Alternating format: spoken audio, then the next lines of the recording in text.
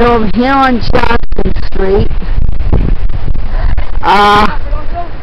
That house got pretty much wrecked. Very wrecked. I don't know if it looks like they might rebuild it. But Rob, here's something for you, my friend. I'm like inches away from Rob. Be careful.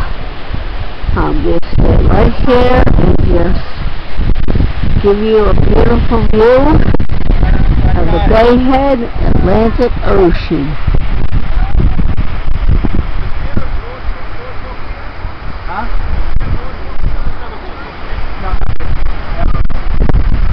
There's a beautiful break right there.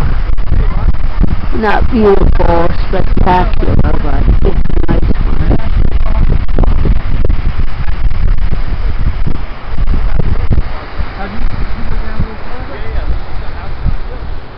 Look at that.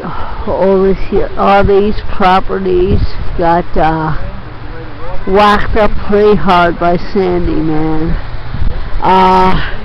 Looks like people are starting to replace the snow fence, which is good. Where I'm standing here would normally be a platform, but it's not.